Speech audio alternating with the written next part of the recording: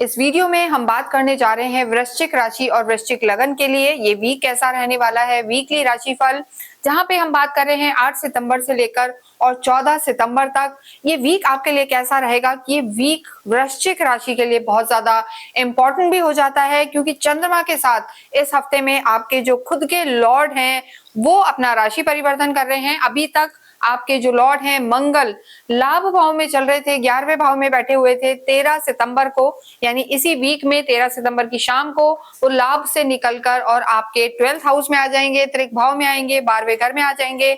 आप समझते हैं कि त्रिक भाव में जब भी कोई प्लैनेट आते हैं तो थोड़े से कमजोर हो जाते हैं, उनके परिणामों में थोड़ी कमी होती है। लेकिन एक अच्छी बात यहाँ पर यह है कि मंगल पहले शत्रु घर में थे और अब वो यहाँ से निकलकर आपके जो हम कहेंगे कि सम यानी फ्रेंड, न्यूट्रल फ्रेंड की राशि में आएंगे, तो कहीं ना कहीं वो कुछ अच्छे परिणाम भी देंगे।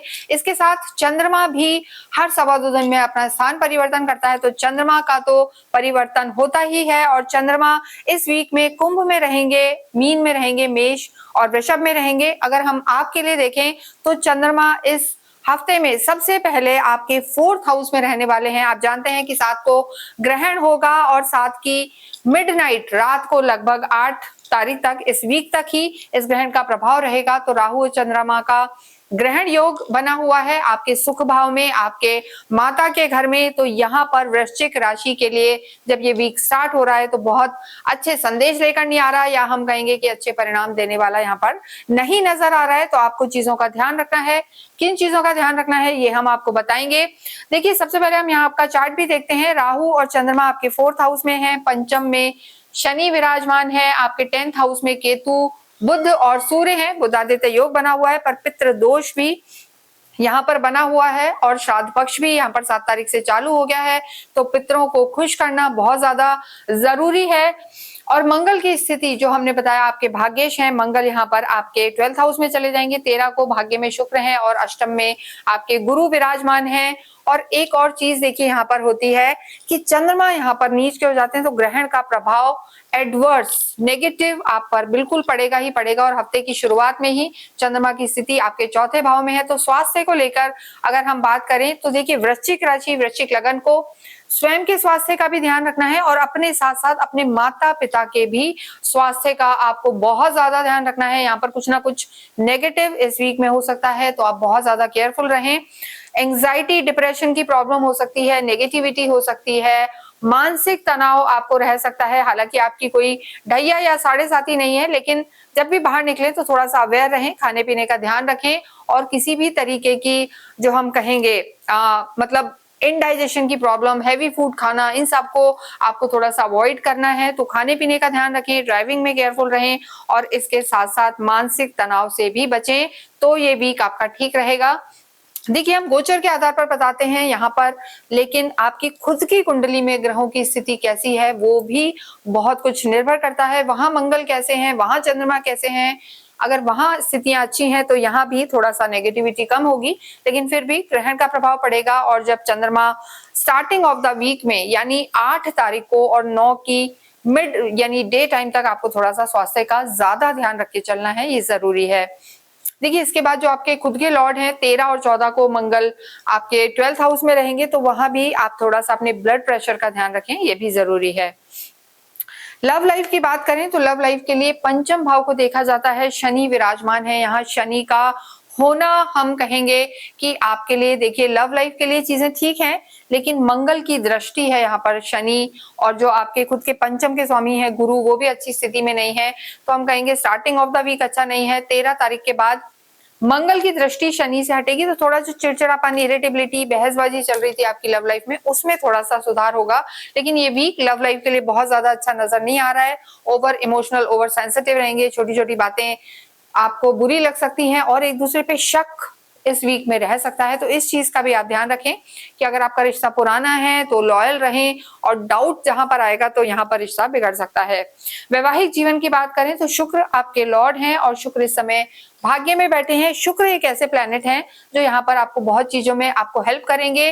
भाग्य में बैठे हैं और आपके सप्तम के स्वामी भी हैं। तो लव लाइफ ओके है, लेकिन मैरिड लाइफ यहाँ पर ठीक नजर आ रही है, क्योंकि जो आपके लॉर्ड हैं खुद रोमांस, प्रेम के जो कारक होते हैं जिसे हम कहेंगे वही आपके भाग्य में बैठे हैं। तो कुछ भी हो लेकिन वो आपकी अंडरस्टैंडिंग बनाएंगे, धैर्य बढ़ेगा और यहाँ पर आपकी मैरिड लाइफ ठीक नजर आ रही है।